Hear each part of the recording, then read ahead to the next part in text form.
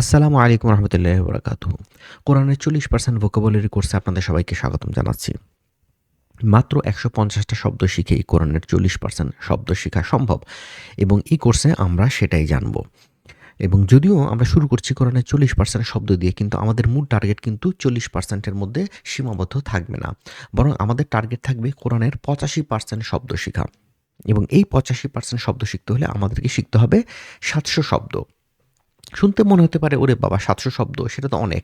কিন্তু আসলে কিন্তু ব্যাপারটা খুব বেশি কঠিন না। এটার কারণ হচ্ছে গিয়ে আমরা এই ৭০০ শব্দকে কিন্তু কিছু গ্রুপে ভাগ করে শিখব। কোরআন মজিদে মোট শব্দের সংখ্যা আছে ৭৭,৮০০টি আনুমানিক। এই শব্দগুলোকে আমরা যদি ৪টা ভাগে ভাগ করি, তার প্রথম ভাগে থাকবে ১৫০টা শব্দ এবং এই ১৫০টা হাই ফ্রিকোয়েন্সি শব্দই কিন্তু কোরআন মজিদের 40% শব্দ। এবং এই শব্দগুলো কী ধরনের শব্দ? এগুলো মূলত প্রোনাউন্স বা সর্বনাম, অব্যয় না বোধককারী শব্দ, প্রশ্নকারী শব্দ, প্রিপোজিশনস, এই ধরনের শব্দগুলো। আর দ্বিতীয় গ্রুপে থাকবে ২৫০টি শব্দ, যেটা 20% শব্দ কভার করবে। আর এই দ্বিতীয় গ্রুপে থাকবে মূলত নাউন্স বা বিশেষ্য। এছাড়াও আছে তৃতীয় গ্রুপ, যেখানে থাকবে ৩০০টি শব্দ, যেটা কভার করবে কোরআন মজিদের 25% শব্দ এবং এগুলো মূলত ক্রিয়া বা ভার্বস। এই এই হলো এই ৪০, ২০ আর ২৫ যোগ করলে যে ৮৫% শব্দ হয়। আমরা এই কোর্সে এই শব্দগুলোই শেখার চেষ্টা করব। এছাড়াও কোরআন মজিদে আরও আছে ১৫% শব্দ, যেগুলো খুব বেশি ব্যবহৃত হয় না, কিন্তু ধীরে ধীরে সেগুলো আপনি যখন কোরআন মজিদ পড়বেন, অনুবাদ সহ বোঝার চেষ্টা করবেন, শেখার চেষ্টা করবেন। কিন্তু এই কোর্সে আমাদের ফোকাস হবে এই ৮৫% শব্দ।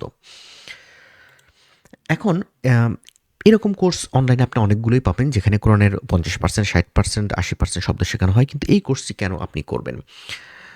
এই কোর্সটা আমি সাজিয়েছি আমি যেভাবে শিখেছি শব্দগুলোকে সেভাবে করে। তো আমি মাদ্রাসায় পড়ুয়া কোনো ছাত্র নই। আমি জেনারেল লাইনে পড়াশোনা করেছি। কিন্তু আমিও আলহামদুলিল্লাহ কোরআন মজিদ মোটামুটি অর্থসহ বুঝে পড়তে পারি। সো সেখান থেকে অনুপ্রেরণা আমি যেহেতু নিজে শিখতে পেরেছি, কাজেই সেটা আমি আপনাদেরকে একটু শেখানোর চেষ্টা করছি। সো আমি যেভাবে শিখেছি আমি সেভাবেই আপনাদেরকে শেখাবো। যেমন আমি শব্দগুলোকে গ্রুপ করে শেখাবো। সো এর জন্য আপনার শিখতে সহজ হবে। আমি যখন শব্দ দিব, আমি আপনাকে আয়াতের উদাহরণ দিব এবং প্রয়োজন মতো অনেক সময় সংক্ষিপ্ত ব্যাখ্যা দেওয়া হবে। আমি ভিডিওগুলো প্লেলিস্ট আকারে প্রকাশ করব, সো দ্যাট আপনি ইজিলি ভিডিওগুলোকে ফলো করতে পারেন। এছাড়া আমি শেয়ার করব বিভিন্ন ধরনের মেমোরি হুক, যাতে শব্দগুলো আপনার জন্য মনে রাখা সহজ হয়। এখন আমি আপনার সাথে কোনো মিথ্যা প্রতিশ্রুতিতে যাব না। কথা হলো কি, শুধু শব্দ মুখস্থ করলেই কি বা শব্দের অর্থ জানলেই কি কোরআন মজিদের 85% এর আপনি অর্থ বুঝতে পারবেন? ব্যাপারটা আসলে ঠিক কিন্তু পুরোপুরি তা না। কারণ যেকোনো ভাষায় ২ টা অংশ থাকে। একটা থাকে শব্দ আর আরেকটা থাকে হচ্ছে ব্যাকরণ বা গ্রামার। আপনি যখন শব্দের মানেগুলো জানবেন, হ্যাঁ, আপনি শব্দগুলো জানবেন, কিন্তু শব্দগুলো যে একসাথে পুট টুগেদার করে একটা সেন্টেন্স কীভাবে মেক হয়, সেটা বোঝার জন্য আপনাকে গ্রামার জানতে হবে। কিন্তু তাই বলে যে এই কোর্সটা ইউজলেস তা কিন্তু না। এই কোর্সটা অবশ্যই খুবই ইউজফুল। কারণ হচ্ছে কি, আপনি যখন ভোকাবুলারিগুলো জানবেন, হ্যাঁ? বিশেষ করে যখন নাউন এবং প্রিপোজিশনস, এগুলোর ক্ষেত্রে কিন্তু শব্দটা জানাই মোটামুটি চলে। মানে শব্দটা জানলেই আপনি মানেটা বুঝতে পারবেন। কিন্তু যেখানে আপনার গ্রামারটা বেশি লাগে সেটা হচ্ছে ভার্বের ক্ষেত্রে, ঠিক আছে? এবং সেটা শেখার জন্য আমি যদিও চেষ্টা করব এই কোর্সে কিছুটা গ্রামারের ধারণা দিতে, কিন্তু এটা যেহেতু গ্রামার কোর্স না, আমি পুরোপুরি গ্রামারের ধারণা এই কোর্সে দিতে পারব না। সেক্ষেত্রে আমি বলব, আপনি আরবির একটা গ্রামার কোর্স করার চেষ্টা করবেন এই কোর্সের পরে বা এই কোর্সের সাথে সাথে। আপনি চাইলে আমার এই চ্যানেলেই আরেকটা গ্রামারের কোর্স আছে, মদিনা আরবিক বুক ওয়ানের গ্রামার কোর্স। সেটা আপনাকে আরবি গ্রামারের যদি আপনি ৩টা লেভেল ধরেন, লেভেল 1, 2, 3, এটা লেভেল 1 এর গ্রামার আপনাকে দিবে। সো আপনি যখন ভোকাবুলারিগুলো পড়বেন, এই গ্রামারের সাথে মিলিয়ে আপনি অনেক ভালো শিখতে পারবেন। আমার চ্যানেলে অলরেডি মদিনা আরবিক বুক 1 এর ক্র্যাশ কোর্স আছে, যেটা মাত্র ৬ ঘন্টার একটা কোর্স। ইনশাআল্লাহ পরে আমার ইচ্ছা আছে অ্যারাবিক বুক 2 এবং অ্যারাবিক বুক 3, অর্থাৎ ৩টা লেভেলই কভার করা। যা হোক, এখন আমরা ফোকাস করব ভোকাবুলারির দিকে। তাহলে ১ম গ্রুপে ১৫০টি মিশ্র শব্দ আছে, আমি আগেই বলেছি। এই ১৫০টি শব্দকে আমি কয়েকটা লিস্টে ভাগ করেছি। ঠিক আছে? মোট ৮টি লিস্টে আমরা এই শব্দগুলোকে পড়ব। একটা হচ্ছে ইশারামূলক সর্বনাম বা ডেমনস্ট্রেটিভ প্রোনাউন্স। তারপর নাবোধক শব্দ বা নেগেশনস অ্যান্ড এক্সেপশনস। অসংযুক্ত যুক্ত সর্বনাম, ডিটাচড অ্যান্ড অ্যাটাচড প্রোনাউন্স। প্রশ্নকারী শব্দ বা কোয়েশ্চেন ওয়ার্ডস। অব্যয়, যেটা আরবিতে হার্ফ জার্ফ বলা যায়, প্রিপোজিশনস। এবং যুক্তকারী শব্দ বা কানেক্টরস। এবং মিশ্র শব্দ, মিসেলেনিয়াস শব্দ। এবং লাস্টে মা শব্দের প্রকারভেদ। কারণ আরবিতে মা শব্দটা বিভিন্নভাবে ব্যবহার করা যায়, যুক্তভাবে এবং এককভাবেও। তো এটার যে ইউজগুলো সেগুলো আমরা দেখব। তাহলে আসুন আমরা প্রথম লিস্ট থেকে শুরু করি, যেটা হচ্ছে ইশারামূলক সর্বনাম। আমাদের আজকের ভিডিওতে আমরা ইশারামূলক সর্বনাম এবং না বোধক শব্দ এই দুটোকে কভার করব। ইশারামূলক সর্বনাম বা ডেমনস্ট্রেটিভ প্রোনাউন্স। হাদা, হাদা মানে এটা, এবং এটা পুংলিঙ্গ। আপনি হাদা মানে এটা দিয়ে কোনো পুরুষবাচক কোনো কিছুকে পয়েন্ট করার জন্য এটা ইউজ করা হয়। আরবিতে সব কিছুরই একটা জেন্ডার আছে, পুরুষ বা মহিলা। আপনি টেবিল, চেয়ার, বই, খাতা সব কিছুর, হ্যাঁ, শুধু মানুষের না। সো কিতাব হচ্ছে এখানে আপনার হচ্ছে গিয়ে এই উদাহরণে যেটা হাদা কিতাবুনা ইয়ান্তিকু আলাইকুম বিল হক, এখানে বলা হচ্ছে যে এটা আমাদের কিতাব যা তোমাদের বিরুদ্ধে সত্য বলবে। যেহেতু হাদাটা কিতাবুনাকে পয়েন্ট করছে, কিতাব মানে হচ্ছে কি আপনার বই, হ্যাঁ, কিতাব একটা পুরুষবাচক শব্দ, কাজে এটার জন্য এটা হাদা ইউজ করা হয়েছে। দ্বিতীয় শব্দ হচ্ছে যালিকা। যালিকা মানে হচ্ছে ওইটা, এবং এটাও পুরুষবাচক শব্দ, পুংলিঙ্গ। উদাহরণ, ইন্না ফি যালিকা লা আয়াতাল্লাকুম, ওইটায় তোমাদের জন্য নিদর্শন আছে। যালিকুম, যালিকুম শব্দের অর্থ ওইটা। আরবিতে জিনিসটা খুবই কমন, একটা শব্দের অনেকগুলো আপনি আরবি পাবেন, আবার অনেক সময় একটা আরবি শব্দের অনেকগুলো মিনিং পাবেন, হ্যাঁ, এটা আরবিতে খুবই কমন। যাক, জালিক এবং জালিকুমের মধ্যে আসলে একটু পার্থক্য আছে, কিন্তু সেই পার্থক্য আমরা এই কোর্সে কভার করছি না, ওইটা অ্যাডভান্স গ্রামারের একটা টপিক। আচ্ছা, জালিকুম শব্দের অর্থ ওইটা বা ওটা, পুংলিঙ্গ।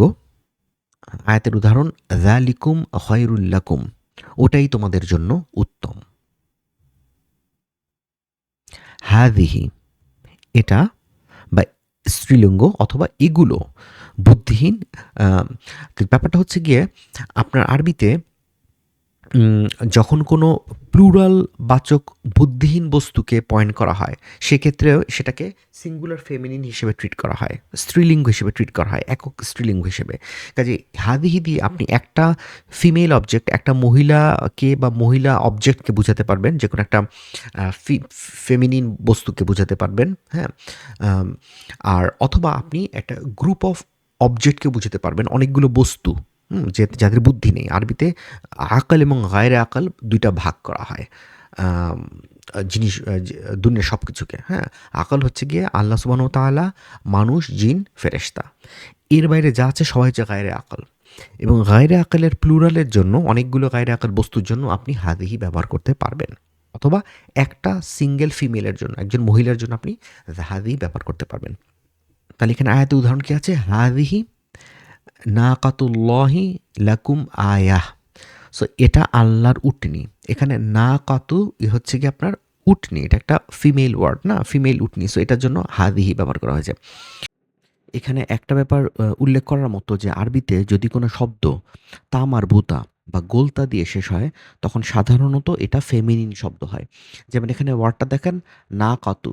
সো না কাতু শব্দটা কিন্তু তা মারবুতা বা গোলতা দিয়ে শেষ হয়েছে, কাজে এটা ফেমিনিন। সবসময় এটা রুলটা প্রযোজ্য হয় না, বাট ম্যাক্সিমাম ক্ষেত্রেই প্রযোজ্য হয়। পরের শব্দ তিলকা। তিলকা মানে ওইটা, স্ত্রীলিঙ্গ, এবং একইভাবে ওইগুলো বুদ্ধিহীন বস্তু বা বুদ্ধিহীন প্রাণীর জন্য ব্যবহার করা যাবে। যেমন তিলকা আয়াতুল কিতাবিল হাকিম, ওইগুলো প্রজ্ঞাপূর্ণ কিতাবের আয়াত। সো এখানে আয়াত, এই যে প্লুরালটা, ঠিক আছে, আয়াতকে আপনার তিলকা দিয়ে রিপ্রেজেন্ট করা হচ্ছে, তিলকা।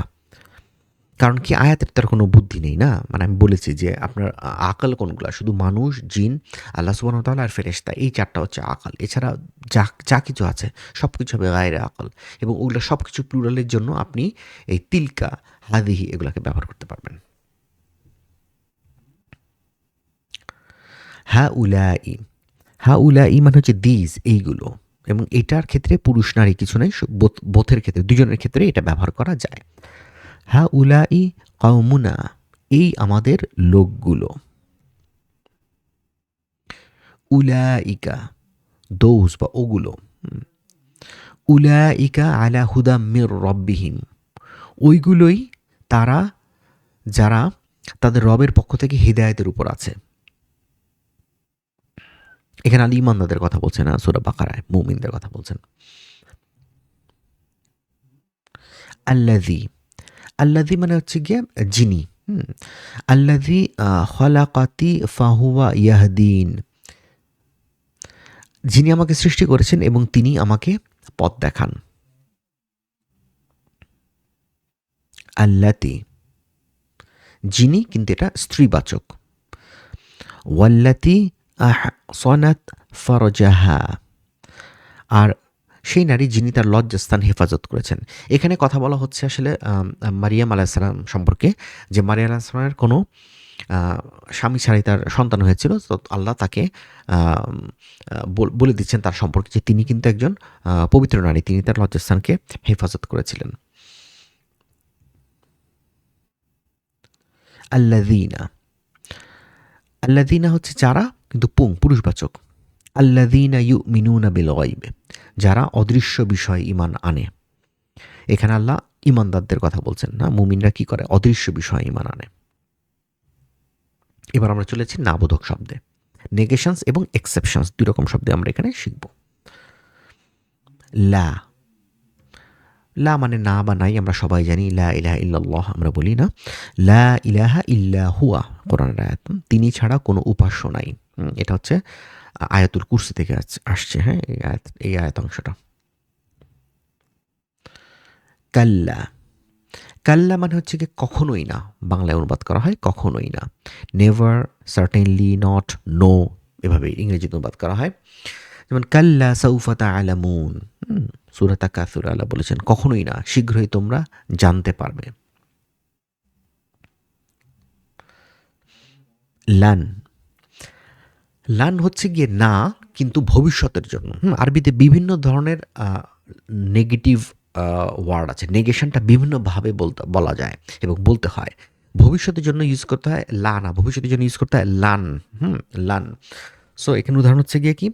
লান তানালুল বিররা হাত্তা তুনফিকু মিম্মা তুহিব্বুন। তোমরা কখনোই পূর্ণ সৎকর্মে পৌঁছাবে না যতক্ষণ না ব্যয় করবে তা থেকে যা তোমরা ভালোবাসো। তাহলে এটা ভবিষ্যতে পৌঁছানোর কথা বলা হচ্ছে, ঠিক আছে? ভবিষ্যতে নেগেশন দেওয়া হচ্ছে ভবিষ্যৎকালে। সো এটার জন্য লান ব্যবহার করা হয়েছে।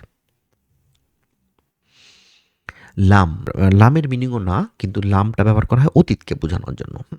লাম ইয়ালিদ ওয়ালাম ইউলাদ, তিনি কাউকে জন্ম দেন নাই এবং তাকেও জন্ম দেয়া হয়নি।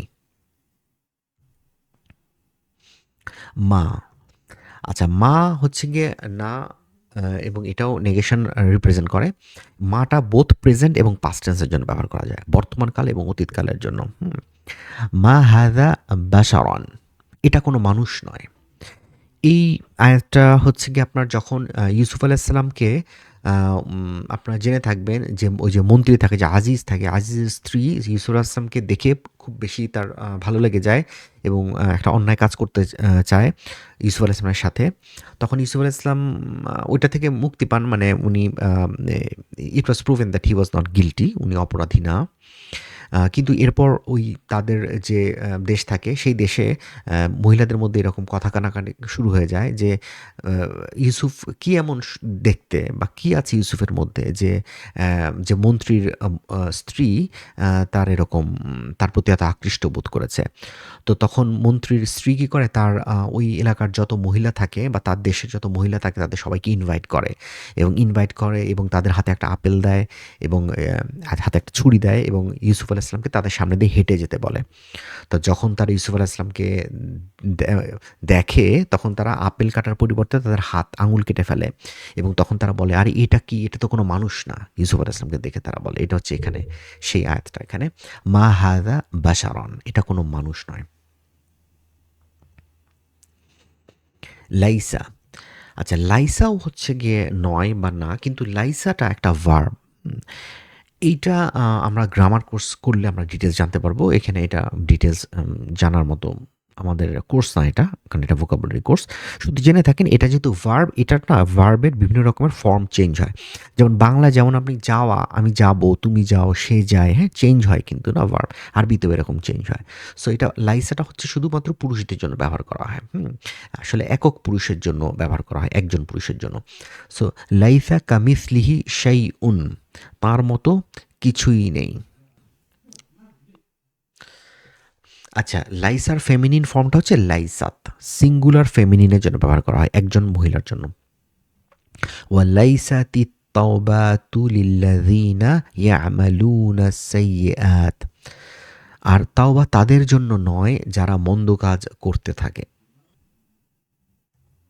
বালা, বালা মানে হচ্ছে হ্যাঁ। আরবিতে হ্যাঁ ২ টা শব্দ দিয়ে রিপ্রেজেন্ট করা হয়। একটা হচ্ছে নাম আর একটা হচ্ছে গিয়ে বালা। তো বালাটা ইউজ করা হয় যখন মূল প্রশ্নটা থাকে নেগেশন দিয়ে। ঠিক আছে? যেমন এখানে যে আয়াতটা বলা হচ্ছে হ্যাঁ আমরা অবশ্যই করতে সক্ষম। বালা কদিরিনা। এটার আগের আয়াতটা সামথিং এরকম ছিল যে যে অবিশ্বাসীরা বলছে যে আল্লাহ তো মানুষকে আর একত্রিত করতে পারবেন না। আল্লাহ তো মানুষটা হাড়গোড় হয়ে গেছে। আল্লাহ তো আর মানুষকে একত্রিত করতে পারবেন না। হ্যাঁ? সো তখন এটাকে আল্লাহ বলছে না আমি পারবো। সো এর জন্য বালা দিয়ে বলা হচ্ছে। যখন প্রশ্নটা হয় নেগেটিভ, ঠিক আছে? আপনি তো এটা পার করতে পারবেন না। হ্যাঁ? এই যখন নেগেটিভ কোয়েশ্চেন হয় তখন এটার উত্তর হ্যাঁ বলতে হলে নাম ইউজ না করে আরবিতে বালা ব্যবহার করতে হয়। বালা। হ্যাঁ, আমরা অবশ্যই সক্ষম। এরপর হচ্ছে গাইর। গাইর মানে হচ্ছে ব্যতীত, আম ইংলিশে নট বা আদার দ্যান। যেমন গাইরুল মাগদুবি আলাইহিম। আল্লাহর কাছে আমরা সঠিক পথে সন্ধান চাচ্ছি এবং বলতে চাচ্ছি যে সেই পথে আমাকে দিয়েন না, বা তারা ব্যতীত যারা গজবপ্রাপ্ত। সো যারা গজবপ্রাপ্ত সেই পথে আমাদেরকে দিয়েন না, তারা ব্যতীত। গাইর, গাইর হচ্ছে ব্যতীত। আচ্ছা, দুনা, দুনা শব্দের অর্থ হচ্ছে বিসাইডস বা আদার দ্যান। বাংলায় অর্থ হচ্ছে ছাড়া। ওয়াইয়াবুদুনা মিন দুনিল্লাহ। তারা আল্লাহ ছাড়া অন্য কিছুর ইবাদত করে। ইল্লা, ইল্লা মানে হচ্ছে ইংরেজিতে এক্সেপ্ট, বাংলায় হচ্ছে ছাড়া বা ব্যতীত। লা ইলাহা ইল্লা হুয়া। তিনি ছাড়া কোনো উপাস্য নেই। নাম, নাম অর্থ হচ্ছে হ্যাঁ। কলু নাম, তারা বলবে হ্যাঁ। এই আয়াতটা আসলে জান্নাতবাসীদের কথা বলা হচ্ছে। ইনশাআল্লাহ আমরা যদি কখনো জান্নাতে যেতে পারি তখন আমাদেরকে জিজ্ঞেস করা হবে যে তোমাদেরকে যা প্রতিশ্রুতি দেওয়া হয়েছিল তোমরা কি তার সব পেয়েছো কিনা? তখন ইনশাআল্লাহ আমরা উত্তরে বলবো কলু নাম। হ্যাঁ, তারা বলবে হ্যাঁ। আচ্ছা, এরপরের শব্দটা হচ্ছে আলা। আলায় বাংলা অনুবাদ করা হয় সাবধান। আলা শব্দটাও একটা এমফেসিস দেওয়ার শব্দ। ইংলিশে ইনডিড, আনকোয়েশ্চেনেবলি, ভেরিলি এ ধরনের শব্দ ব্যবহার করা হয়। আমরা যদি এটার অনুবাদটা দেখি এবং উদাহরণটা নিয়ে আলোচনা করি তাহলে ক্লিয়ার হয়ে যাবে। যেমন এখানে দেখেন আয়াতটা হচ্ছে আলা ইন্নাহুম হুমুল মুফসিদুনা ওয়ালাকিন লা ইয়াশউরুন। এটার আগের আয়াতটা আসলে ছিল যে আল্লাহ মুনাফিকদের সম্পর্কে বলছেন। মুনাফিকদের যখন বলা হয় তোমরা দুনিয়ায় অশান্তি তৈরি করো না, হ্যাঁ? তখন তারা বলে কোথায় আমরা অশান্তি তৈরি করছি? আমরা তো দুনিয়ায় শান্তি প্রতিষ্ঠা করছি। এই যে তারা বলল আমরা তো দুনিয়ায় শান্তি প্রতিষ্ঠা করছি, আল্লাহ এটার অপোজিটে একটা কথা বললেন এবং এমফ্যাসিস দিলেন না কখনোই না, এটা তোমরা তো পুরোপুরি মিথ্যা বলছো। এই জিনিসটাকে বোঝানোর জন্য, মানে আপনি একজন একটা কিছু বলল সেটার এগেইনস্টে কিছু একটা বলবেন এবং উইথ এমফ্যাসিস, তখন আলা শব্দটা ব্যবহার করা হয়। আলা। সো বাংলা অনুবাদ করা হয় সাবধান, নিশ্চয়ই তারাই অশান্ত সৃষ্টিকারী কিন্তু তারা বুঝে না। ইংলিশে একটা অনুবাদ হতে পারে আনকোয়েশ্চেনেবলি ইট ইজ দেই হু আর দ্য করাপ্টার্স বাট দেই পারসিভ নট। তো এর মাধ্যমেই আমরা আমাদের এই লিস্টের সবগুলো শব্দ শেষ করলাম। ভালো থাকবেন, শব্দগুলো রিভিউ করবেন, ভিডিওগুলো বারবার দেখবেন। কোনো শব্দ না বুঝে থাকলে আমাকে জিজ্ঞেস করবেন। ইনশাআল্লাহ পরের ভিডিওতে আবার দেখা হবে। ভিডিওগুলো লাইক দিবেন, শেয়ার করবেন, কোর্সটি সবার সাথে শেয়ার করবেন সো দ্যাট অন্যরাও এটা থেকে উপকৃত হতে পারে। আসসালামু আলাইকুম ওয়া রাহমাতুল্লাহি ওয়া বারাকাতুহু।